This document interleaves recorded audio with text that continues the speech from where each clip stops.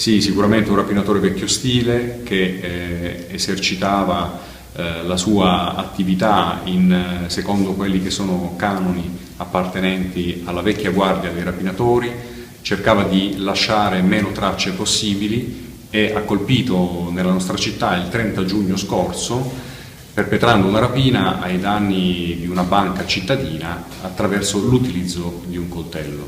Rapinatore gentiluomo in qualche modo.